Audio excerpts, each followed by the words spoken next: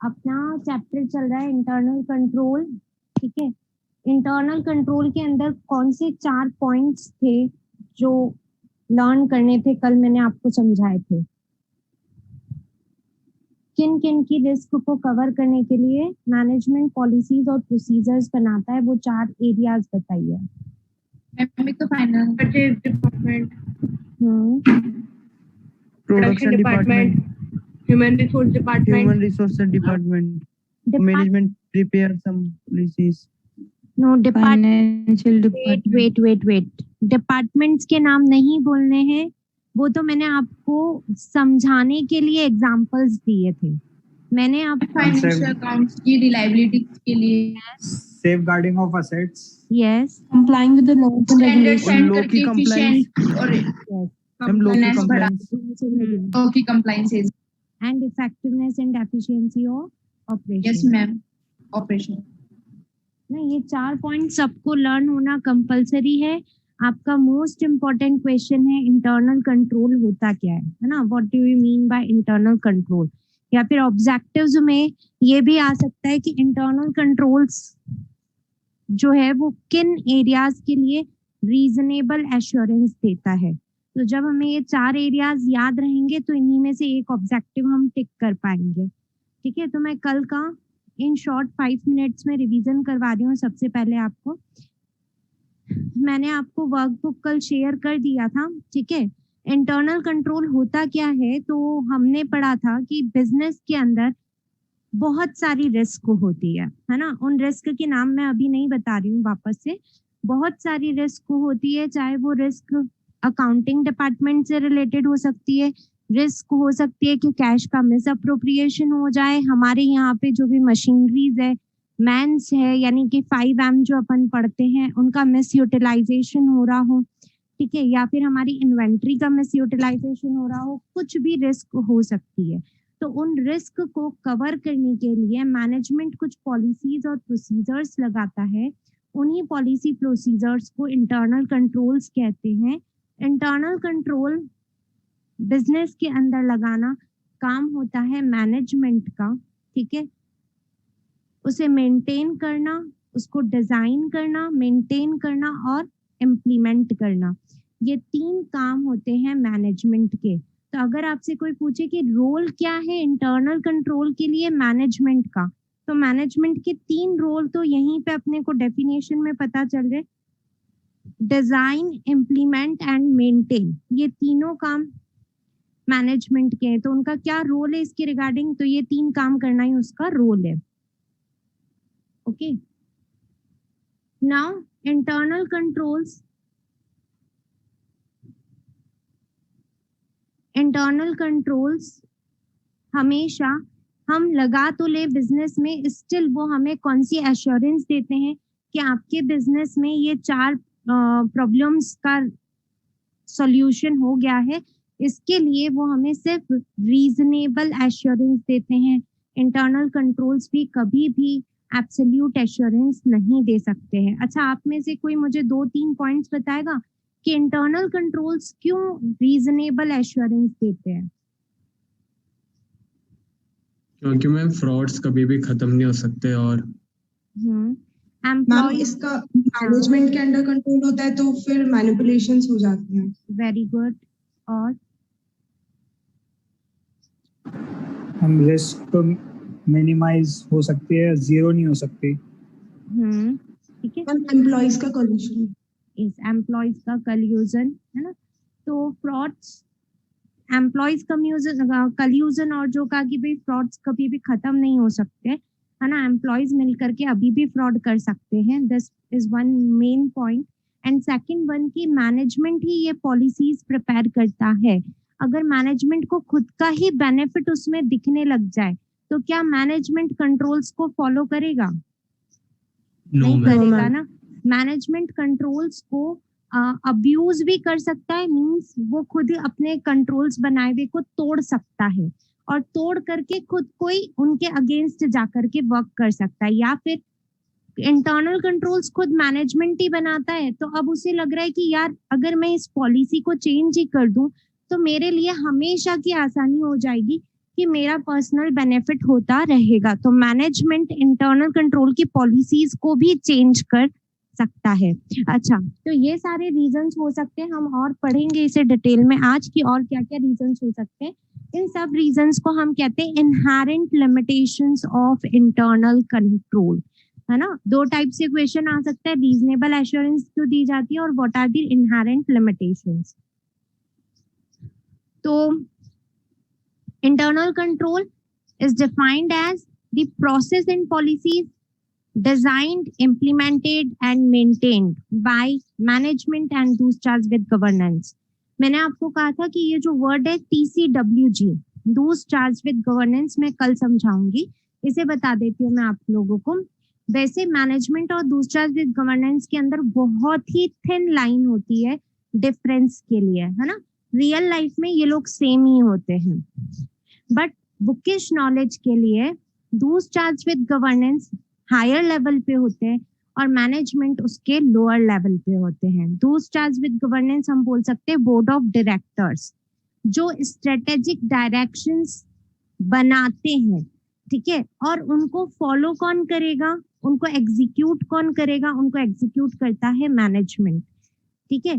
तो ये just thin line है दोनों के बीच में कि दोस चार्ज विद गवर्नेंस कौन है, वो पर्सन्स जो स्ट्रेटेजिक डिसीजंस लेते हैं वो है दोस चार्ज विद गवर्नेंस किसी भी बिजनेस के अंदर, और जो उन स्ट्रेटेजिक डिसीजंस को एग्जीक्यूट करता है उसे हम कहते हैं management. Okay, and other personal wait and other personal मतलब अगर मान लो आपके यहाँ पे बिजनेस में मैनेजमेंट TCWG जैसा कुछ है ही नहीं, आपने इतना हायर लेवल पे अपना बिजनेस ही नहीं है, तो कोई भी पर्सन जिसको हमने इंटरनल कंट्रोल बनाने के लिए अपॉइंट किया हुआ है, पॉलिसीज बनाने के लिए अपॉइंट किया हुआ है, तो उसके लिए आया है वर्ड अदर पर्सनल। यस, अब बोलिए मैम। अपन देखे तो अपन बोलते तो यही है ना कि मतलब जो बोर्ड ऑफ डायरेक्टर्स है they are a part of management, वो मैनेजमेंट ही तो बोलते हैं अपन उनको, तो डिफरेंस क्या रहा? मेन जो आप है ना बिग कंपनीज के अंदर जाओगे तो मैनेजमेंट के अंदर मैनेजर्स आते हैं, है ना। मैनेजर्स कोई भी हो सकते हैं, परचेज मैनेजर हो सकता है, वो भी मैनेजमेंट कर रहा है ना। सेल्स मैनेजर हो सकता है, वो भी मैनेजमेंट कर रहा है। तो मैनेजमेंट हमेशा लोअर लेवल होता है, बोर्ड ऑफ डायरेक्टर्स सबसे हायर लेवल पे होते हैं जो डायरेक्शंस जस्ट डिसाइड करते हैं, ठीक है। बोर्ड ऑफ डायरेक्टर्स रियल में स्ट्रेटेजिक डायरेक्शंस देंगे और मैनेजमेंट का मैनर आपको बता देंगे, ठीक है। और जो रियल में उसका एग्जीक्यूशन होता है वो उनसे जस्ट लोअर लेवल वाले लोग करते हैं जो कि पार्ट ऑफ मैनेजमेंट होते हैं। अब हमने जो पढ़ा है ना आज तक कि management he board of directors होते हैं, वो रियल लाइफ में ऐसा ही चलाया जाता है कि management he board of directors होते हैं। इसलिए मैंने आपको कहा कि दोनों में बहुत ही थिन लाइन डिफरेंस है और रियल लाइफ में एक्चुअली कोई डिफरेंस ही नहीं है ना। सिर्फ बुकिश नॉलेज के लिए हमें बताया जाता है कि दोस चार्ज विद गवर्नेंस कौन बंदे हो गए, सबसे अपर लेवल वाले लोग हो गए जो कि स्ट्रेटेजिक डायरेक्शंस बनाते हैं और जो जस्ट ऑर्डर दे देते हैं कि आपको इस तरीके से काम करना है, और उनसे जस्ट लोअर लेवल वाले लोग मैनेजमेंट में आ जाते हैं जो आपकी स्ट्रेटेजिक डायरेक्शंस को फॉलो करते हैं। Okay, yes ma'am. मैम एक बार फिर से बता दूं, TCWG के अंदर वो लोग आते हैं जो स्ट्रेटेजिक डायरेक्शंस देते हैं, जो पॉलिसीज बना रहे हैं कि भाई ये आपको काम करना है। जैसे मान लो किसी भी ऑर्गेनाइजेशन के अंदर आप जाते हो तो जो उसका मेन ओनर है, ठीक है, जिसके हाथ में सारा कंट्रोल है, वो रहेगा TCWG। नाउ उसके जस्ट नीचे हम ये नहीं बोल सकते कि उनके हाथों में कंट्रोल नहीं है, कंट्रोल उनके हाथों में भी है, बट मेन कंट्रोल उस TCWG के पास में है। जो TCWG ने ऑर्डर्स दिए हैं उनको फॉलो करेगा मैनेजमेंट, जो जस्ट लोअर लेवल पे होते हैं TCWG से। ओके, अदर पर्सनल फॉलो करते हैं? नहीं, अदर पर्सनल्स का मतलब है अगर किसी एंटिटी के अंदर हो सकता है ना, तो TCWG है, जैसे कोई मिडिल साइज्ड फर्म है वहां पे ना तो हमने इस तरीके से कोई है ना क्राइटेरिया नहीं बना रखा कि ये हमारे TCWG है, ये हमारे मैनेजमेंट में आते हैं। वहां पे हमने एक बंदा अपॉइंट कर रखा है कि आपको इंटरनल कंट्रोल्स के लिए प्रोसेसेस डिजाइन करने हैं। तो उन अदर पर्सन्स के लिए वर्ड आया other personal. Okay, any other query? चलिए, नाउ फर्स्ट क्वेश्चन क्लियर। अच्छा अनुज, आपने एक मुझसे क्वेश्चन पूछा था,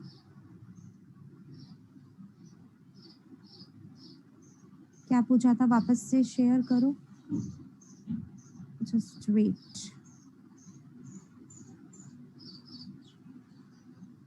स्टैंडर्ड डिसाइडेड नॉट मेंटेन्ड, इसका मतलब स्टैंडर्ड डिसाइडेड नॉट मेंटेन्ड का मतलब होता है कि आपने जो स्टैंडर्ड कॉस्टिंग के अंदर स्टैंडर्ड डिसाइड किए थे कि फिनिश्ड गुड्स के अंदर आपका इतना रॉ मटेरियल लगना चाहिए, या फिर किसी फिनिश्ड गुड्स को बनाने के लिए इतना लेबर आवर्स लगना चाहिए, तो वो आपका मेंटेन नहीं हो रहा है। ये एक रिस्क हो सकती है हमारी प्रोडक्शन डिपार्टमेंट के अंदर।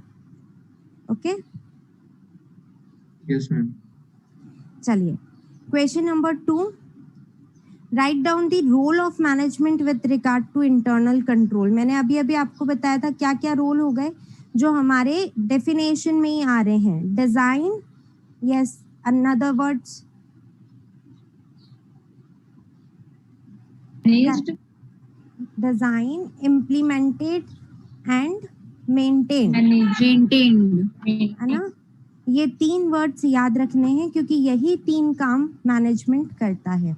अब यहाँ पे देखिए, इन वर्ड्स का थोड़ा सा डिफरेंट वर्ड्स यहाँ पे दे दिए। डिजाइन मतलब creation of system, okay. Review of system के अंदर मेनली मेंटेन्ड आ जाता है। यहाँ पे क्रिएशन के अंदर इन्होंने 2 चीजें डाली है, डिजाइन और इम्प्लीमेंटेशन, दोनों यहीं पे डाल दिया इन्होंने। और रिव्यू के अंदर इम्प्लीमेंटेशन प्लस मेंटेनेंस दोनों डाल दिए। और थर्ड है इंटरनल ऑडिट, जो मैं अब आपको समझाऊंगी। पहले क्रिएशन ऑफ सिस्टम, क्या मैनेजमेंट की ही रिस्पॉन्सिबिलिटी है कि वो आपके बिजनेस के अंदर according to your size and nature of the business, क्या इंटरनल कंट्रोल हम सारी एंटिटी के अंदर सेम रख सकते हैं, चाहे वो स्मॉल कंपनीज है, चाहे वो बिग कंपनीज है, चाहे वो मिडिल साइज कंपनीज है, क्या हर जगह इंटरनल कंट्रोल का लेवल सेम होगा? नहीं ना। स्मॉल कंपनीज के अंदर इंटरनल कंट्रोल की नीड ही नहीं है ना। जैसे मान लो कोई आप कहीं पे जाते हो और छोटी सी कन्फेक्शनरी की शॉप है, तो वहां पे आपको कोई परचेज डिपार्टमेंट, सेल्स डिपार्टमेंट अलग अलग नहीं दिखेगा कि कैश कोई और बंदा कलेक्ट कर रहा है, आपको रिटर्न कोई और कर रहा है, ऐसा कुछ भी नहीं होगा। बट बैंक के अंदर जाओगे तो बैंक्स के अंदर आपको अच्छा खासा इंटरनल कंट्रोल सिस्टम मिलेगा। Yes ma'am.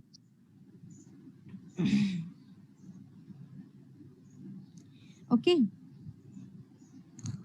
तो according to the size and nature of the business हम डिसाइड करते हैं कि मैनेजमेंट को डिसाइड करना है कि उसके बिजनेस में क्या लेवल ऑफ इंटरनल कंट्रोल होना चाहिए। अब आप इस चैप्टर के अंदर देखोगे कि इंटरनल कंट्रोल जो मैंने आपको समझाया है वो एक वाइड लेवल पे समझाया है। मैंने आपको चारों पॉइंट्स को इंक्लूड करते हुए अलग अलग कंट्रोल टेक्निक्स बताई है। इन्होंने सिर्फ क्वेश्चन नंबर 1 के अंदर उन चारों को यूज में लिया है और बाकी सारी जगह ये अकाउंटिंग के इंटरनल कंट्रोल पे फोकस कर रहे हैं। ऐसा क्यों? क्योंकि हम ऑडिट सब्जेक्ट पढ़ रहे हैं और हमें फाइनेंशियल स्टेटमेंट का ही ऑडिट करना है, इसलिए इन्होंने बाकी जगह पे फोकस कर लिया केवल अकाउंटिंग सिस्टम पे। ठीक है, बट ऐसा नहीं है कि केवल अकाउंटिंग सिस्टम पे ही मैनेजमेंट फोकस करता है, बाकी सारे एरियाज पे भी वो फोकस करता है। अगर एग्जाम में हमने ओनली अकाउंटिंग सिस्टम लिख के आ गए तो भी मार्क्स मिलेंगे, और अकाउंटिंग सिस्टम की जगह सारे एरियाज लिख दिए तो भी मार्क्स पूरे मिलेंगे, उसमें कोई टेंशन वाली बात नहीं है। तो सबसे पहले क्रिएशन ऑफ सिस्टम के अंदर हमें कहा है कि मैनेजमेंट जो है वो according to the size and nature of the business में उसे रिस्पॉन्सिबल होता है डिजाइन करने के लिए। क्या डिजाइन करना है उसे? इंटरनल कंट्रोल्स रिगार्डिंग, यहाँ पे केवल वर्ड लिखा है अकाउंटिंग सिस्टम, ताकि जो भी बिजनेस के अंदर ट्रांजैक्शंस हो रहे हैं, ठीक है, वो टाइमली हमारे बुक्स ऑफ अकाउंट्स में रिकॉर्ड हो जाएं, करेक्टली रिकॉर्ड हो, ताकि हम टाइमली डिटेक्ट कर सके फ्रॉड्स एंड एरर्स को और उन्हें कंट्रोल कर सके। ठीक है, इसके साथ में ही इन्होंने एंड में लिखा है कि मैनेजमेंट को लॉज और रेगुलेशंस जो भी एप्लीकेबल होता है एंटिटी के ऊपर उनको भी कंप्लाई करना चाहिए, उसके लिए भी इंटरनल कंट्रोल्स लगाने चाहिए। तो आप अपनी लैंग्वेज के अंदर चारों पॉइंट्स को ऐड करते हुए यहाँ पे लिख सकते हैं। यहाँ पे देखिए इन्होंने फर्स्ट लिख दिया, यहाँ पे एडिकेट अकाउंटिंग सिस्टम वर्ड ले लिया, देन सेफगार्डिंग ऑफ असेट्स यहाँ पे इन्होंने इंक्लूड कर लिया। ठीक है, देन एफिशिएंट और इफेक्टिव मैनर यहाँ पे इंक्लूड कर लिया, और लॉज रेगुलेशन यहाँ पे इंक्लूड कर लिया। तो मैंने आपको कहा था कि आपको कुछ भी जरूरी नहीं है कि एज इट इज कॉपी करना है, लर्न करना है, आप अपनी लैंग्वेज में चारों पॉइंट्स को बनाते हुए क्रिएशन ऑफ सिस्टम लिख सकते हैं। क्रिएशन के साथ में ही यहाँ पे मेंटेनेंस भी डाल देना। ठीक है, क्रिएशन के साथ में ही, यानी डिजाइन एंड मेंटेन दोनों वर्ड्स यहाँ पे आपको यूज में लेने हैं। Then review of system, review का मतलब क्या होता है, हमने एक बार इंस्टॉल तो कर दिया सिस्टम, है ना, मैंने जो मेंटेन का मतलब समझाया था वही चीज का मतलब होता है रिव्यू करना।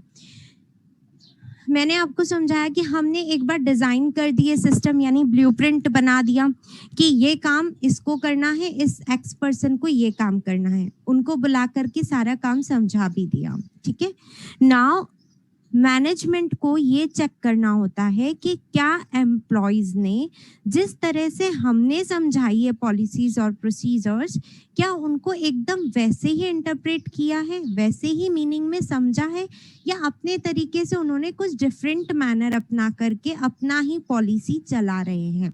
ठीक है, तो उन्हें क्या करना चाहिए, इसका टाइमली रिव्यू करना चाहिए। सेकेंडली उन्हें ये रिव्यू करना चाहिए कि क्या ये policies through out the year follow हो रही है या नहीं हो रही है। थ्रू आउट द ईयर का मतलब क्या हो गया, पूरे साल जैसा आपने कहा है वैसे ही पॉलिसी हर एक ट्रांजैक्शन के लिए फॉलो होनी चाहिए। बट अगर मैनेजमेंट को कहीं पे लगता है, क्योंकि यहाँ पे हम मेंटेनेंस की बात कर रहे हैं, तो अगर कहीं मैनेजमेंट को लगता है कि जो मैंने पास्ट में पॉलिसीज बनाई थी वो फेल हो गई है, ऐसा कभी हो सकता है कि इंटरनल कंट्रोल के लिए जो आपने पहले पॉलिसीज बनाई थी अब वो पॉलिसीज फेल हो गई है और उसे आपको चेंज करना पड़ रहा है, या फिर उसके अंदर कोई लैकुना रह गया और उसे आपको चेंज करना पड़ेगा, ऐसा हो सकता है या नहीं हो सकता है? हो सकता है। कोई एग्जाम्पल दे सकते हो? आपने पहले इंटरनल कंट्रोल्स के लिए कुछ और पॉलिसीज डिसाइड करी थी, अब वो पॉलिसीज फेल हो गई है और आपको उसको चेंज करना पड़ेगा। जैसे एक मैम, जैसे हम डेप्रिसिएशन हम पहले एसएलएम पे लगाते थे, but due to expansion of business और अनसर्टेनिटीज ऑफ मार्केट हमको एसएलएम से डब्ल्यूडीवी चेंज करना ही पड़ेगा। डेप्रिसिएशन लगाना कोई इंटरनल कंट्रोल नहीं है, उससे आप कैसे सेफगार्डिंग ऑफ एसेट कर रहे हैं क्या आप? No ma'am. है ना, क्या आप उससे इफेक्टिव एंड एफिशिएंट मैनर में किसी ऑपरेशन का कर रहे हैं, या फिर उससे अकाउंटिंग रिलायबिलिटी इंक्रीज हो रही है, फ्रॉड्स एंड एरर्स कम हो रहे हैं? ऐसा कुछ भी नहीं हो रहा है ना। तो depreciation is not a internal control tool, वो तो एक अकाउंटिंग पॉलिसी है जो मैनेजमेंट को फॉलो करनी पड़ेगी। ठीक है, तो वो एग्जाम्पल नहीं फिट होता है यहाँ पे। देखो, जैसे आपका कोविड आया, क्या कोविड से पहले सोचो आपकी एंट्री पे सिस्टम था कि आपको फिंगरप्रिंट्स लेकर के अपनी प्रेजेंट लगानी होती थी बिजनेस के अंदर, ठीक है, और देन जब आप जाते थे वापस से फिंगरप्रिंट करते थे। क्या कोरोना के टाइम पे, कोविड के टाइम पे यही policy for the purpose of control of your absenteeism and presence, क्या मैं कंटिन्यू कर सकती हूँ? ये एक इंटरनल कंट्रोल है या नहीं है, बताओ? इंटरनल कंट्रोल है कि मैं आपकी प्रेजेंट और एब्सेंट को रिकॉर्ड कर रही हूँ। ठीक है, नाउ कोविड के से पहले मेरा ये इंटरनल कंट्रोल एकदम परफेक्ट होता था, क्योंकि इलेक्ट्रॉनिक सिस्टम था, तो आप इसके अंदर छेड़छाड़ करके ऊपर नीचे नहीं कर सकते थे। बट कोविड के बाद में क्या आप इसका ऑब्जेक्शन नहीं करेंगे कि हर एक बंदा उसे छू रहा है, फिर हम भी छू के जाएं, क्या पता कोई सैनिटाइज करता है नहीं करता है, प्रॉब्लम होगी। Yes ma'am. ठीक है, तो मुझे मेरी कंट्रोल टेक्निक्स को क्या करना पड़ेगा, अब चेंज करना पड़ेगा। तो अब जो मुझे पुराना मैनर हुआ करता था कि एक बंदे को मैं यहाँ पे खड़ा कर दूंगी, उसे एक रजिस्टर दे दूंगी, उस रजिस्टर पे सिर्फ वही बंदा पेन को टच करेगा, उस रजिस्टर को भी वही बंदा टच करेगा। जैसे जैसे आप लोग आते हैं वैसे वैसे वो अपना टाइम वहाँ पे नोट करता रहेगा और आपकी प्रेजेंट एब्सेंट लगाता रहेगा। तो मुझे मेरी according to the changed circumstances, according to the situation, मुझे मेरी पॉलिसीज को क्या करना पड़ता है, चेंज करना पड़ता है। अब यहाँ पे पता है चेंज हमें करना पड़ा, ठीक है, बट यहाँ पे हमारे साथ में रिस्क भी बढ़ गई कि हम उस बंदे के साथ में सेटिंग करके हमारा टाइमिंग आगे पीछे करवा सकते हैं। बट हमारे लिए ये कंपलसरी भी हो गया था कि हमें अकॉर्डिंग टू द सर्कमस्टेंसेस ये चीज़ चेंज करनी पड़ी। तो ये सेकंड चीज़ है कि आपको इस तरीके से रिव्यू करते रहना चाहिए टाइमली कि सिचुएशंस के चेंज होने की वजह से ऐसा तो नहीं है कि आपके कंट्रोल्स फेल हो गए हैं। अगर कंट्रोल्स फेल हो गए हैं तो आपको उन्हें टाइमली क्या कर देना चाहिए, चेंज कर देना चाहिए, उसके करेक्टिव एक्शंस ले लेने चाहिए। ठीक है, तो फर्स्ट पॉइंट आपको रिव्यू ऑफ सिस्टम में यही लिखा है कि जो हमने बताया उसी मैनर में एम्प्लॉयज ने उसे इम्प्लीमेंट किया है या नहीं किया है। सेकंड में हमने ये लिखा कि अकॉर्डिंग टू द सर्कमस्टेंसेस कुछ ऐसा तो नहीं हो गया है कि जो हमने प्रोसीजर्स लगाए हैं वो खराब हो गए हैं, ऑब्सोलीट हो गए हैं, ऑब्सोलीट मतलब पुराने हो गए, कम्बरसम हो गए मतलब कि उनका कोई यूज नहीं रहा, वो अस्पष्ट टाइप में रह गए हैं। ठीक है, मतलब प्रॉब्लमेटिक बन चुके हैं, एक्चुअली उनका कोई यूज नहीं रहा। और थर्ड पॉइंट लिखा है कि हमें इस तरीके से अगर हो जाता है तो करेक्टिव मेजर्स ले लेने चाहिए, ये मैनेजमेंट का काम हो गया। तो तीनों पॉइंट्स आ गए हमारे, डिजाइन, इम्प्लीमेंट और रिव्यू, मेंटेन, इनके अंदर आ गए हमारे। ठीक है, डिजाइन और इम्प्लीमेंट इसके अंदर आ रहा है, रिव्यू ऑफ सिस्टम और इम्प्लीमेंटेशन का फर्स्ट पॉइंट इसके अंदर आ रहा है। देन मैंने आपको जब चैप्टर स्टार्ट किया था तब मैंने आपको बताया था कि इंटरनल कंट्रोल सबसे बड़ा है। इंटरनल कंट्रोल के ही दो पार्ट है, internal check and internal audit. ठीक है, तो इंटरनल ऑडिट आपको करवानी है या नहीं करवानी है, इसका डिसीजन भी कौन लेता है, मैनेजमेंट लेता है। According to your size and nature of the company, management को ये डिसीजन लेना चाहिए कि आपको आपके कंट्रोल्स को अच्छे से अप्लाई करने के लिए आपके यहाँ पे इंटरनल ऑडिट सिस्टम इंस्टॉल करना है या नहीं करना है। तो थर्ड रोल क्या दिया है इन्होंने, क्योंकि ऑडिट मैनेजमेंट का ही काम है ये, है ना, इंटरनल ऑडिट अप्लाई करना बिजनेस के अंदर। ना इंटरनल ऑडिट होती क्या है ये हम बाद में पढ़ेंगे इसी चैप्टर के अंदर। तो अभी सिर्फ हमें 3 पॉइंट्स याद रखने। रोल ऑफ मैनेजमेंट के अंदर क्या आ गया, creation of system, review of system and internal audit. Clear question number 2 सबको? अच्छा, अब बिना पढ़े बताएंगे what are the objectives of internal control. Fraud और एरर डिटेक्ट हो जाए, Yes. Operation effective, Yes. And efficiency. Good, 4 point तो वही आ गए जो हमने डेफिनेशन में पढ़े थे। ठीक है, देखिए ऑब्जेक्टिव्स ऑफ इंटरनल कंट्रोल की अगर बात करूं मैं तो 4 पॉइंट तो मैं वही लिख दूंगी, उन 4 पॉइंट को और अलग अलग पॉइंट्स में डिवाइड करके लिख दूंगी। ठीक है, वही मेरे क्या है, ऑब्जेक्टिव है। सेफगार्डिंग ऑफ असेट, असेट की सेफगार्डिंग हो, अकाउंट्स की रिलायबिलिटी इंक्रीज हो, टाइमली फाइनेंशियल स्टेटमेंट्स प्रिपेयर हो, फ्रॉड एरर्स ना हो। ठीक है, मेरे कैश के ऊपर या फिर मेरे असेट के ऊपर अनऑथराइज्ड एक्सेस ना हो, मैं उसका सही मैनर में यूटिलाइजेशन करूं, और अगर मुझे किसी मशीनरी को सेल करना है तो सही मैनर में डिस्पोजिशन करूं उसका। तो ये सब मेरे क्या हो गए, ऑब्जेक्टिव्स हो गए। टाइमली मेरे लॉज और रेगुलेशंस की कंप्लाइंस हो। तो जो 4 पॉइंट्स हमने डेफिनेशन में पढ़े थे वही हमारी क्या है, मेन ऑब्जेक्टिव है इंटरनल कंट्रोल्स के। तो फटाफट से देखिए, आप लोग देखेंगे कि उन्हीं 4 पॉइंट्स को मैंने कन्वर्ट करके यहाँ पे लिखा हुआ है। फर्स्ट देखिए, assets are safeguarded from unauthorised access, use और डिस्पोजिशन। क्लियर सबको? कोई पॉइंट अगर नहीं समझ में आए तो वो आप मुझसे पूछ लेना। एक बार आप भी मन में रीड कीजिए और मैं रीड करके बता रही हूँ आपको, ठीक है? क्योंकि ये 4 पॉइंट्स का ही सेग्रीगेशन किया हुआ है।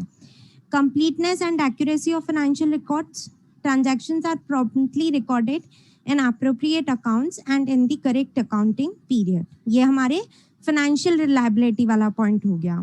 Then recorded assets are compared with existing assets at reasonable intervals and appropriate action is taken with regard to any differences. Physical verification is also a control tool for safeguarding of assets. है physical verification? Yes ma'am. है ना?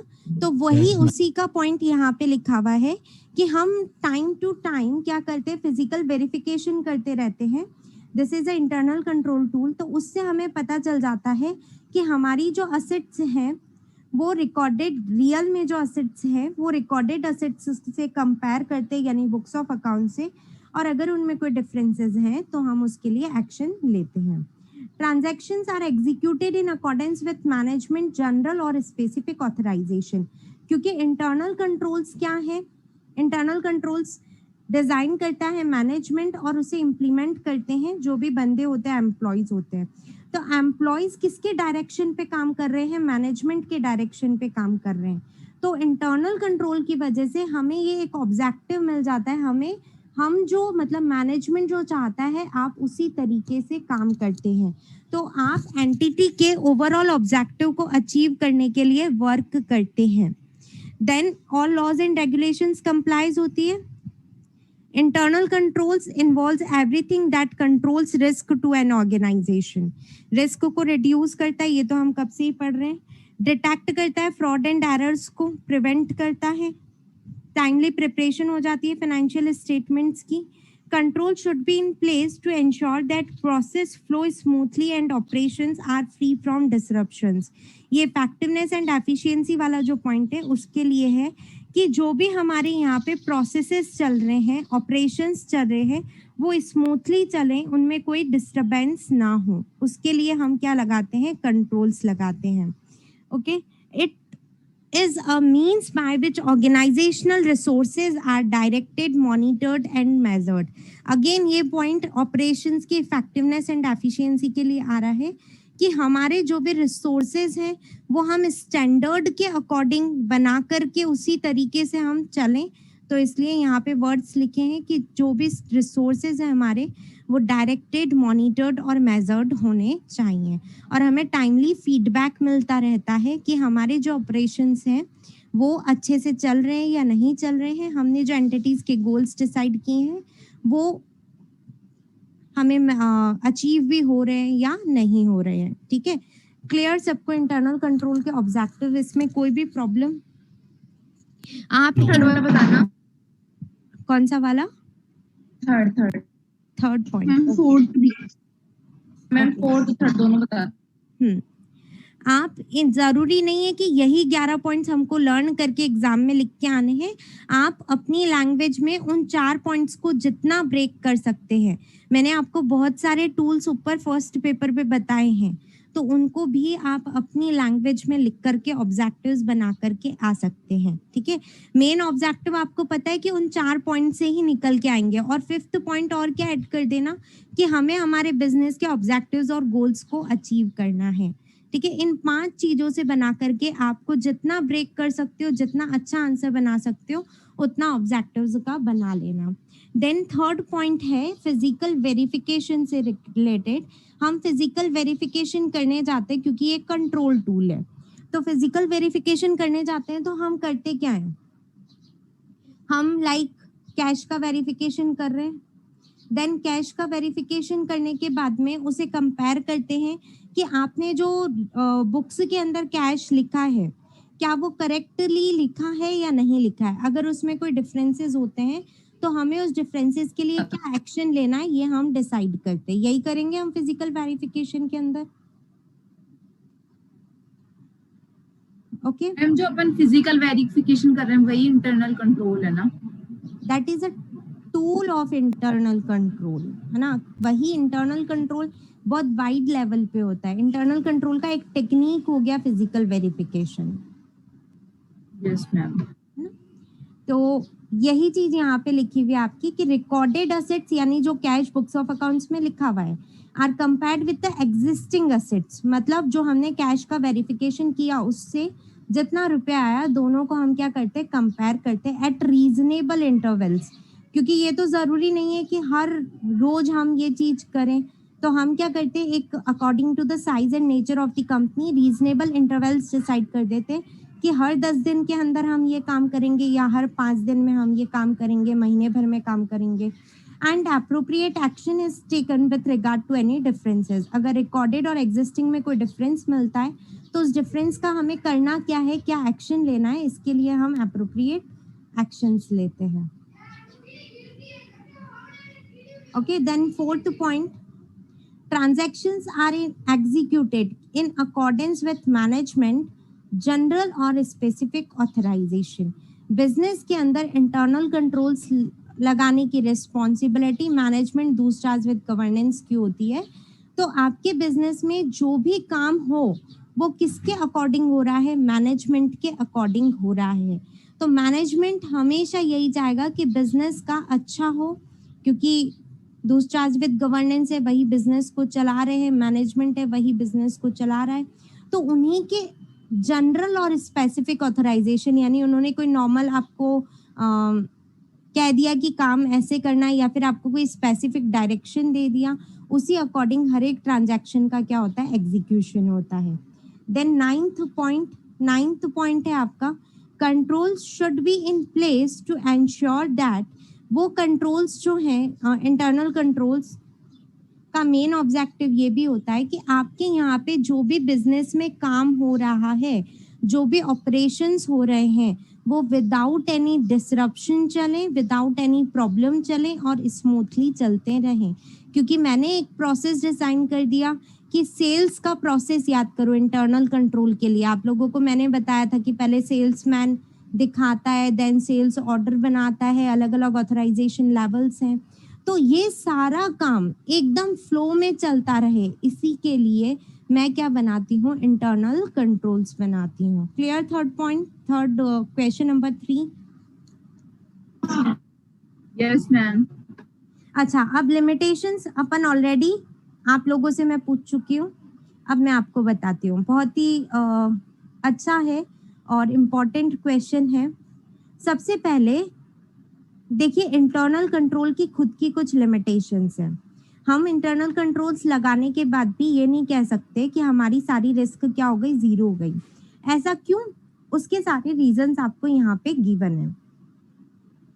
First चीज, मैंने आपसे पूछा था कि क्या हर एक कंपनी का इंटरनल कंट्रोल सेम होगा क्या, तो आप लोगों ने कहा था कि नहीं, पॉसिबल नहीं है। ओ मैम। ठीक है, तो ये भी एक क्या है, एक लिमिटेशन है। जैसे मान लो एक स्मॉल साइज्ड फर्म है, उसके लिए इंटरनल कंट्रोल्स की कॉस्ट बियर करना पॉसिबल है क्या? नहीं है। ठीक है, वो जितना कमाएगा नहीं उतने पर्सन्स तो बिठा नहीं सकता है।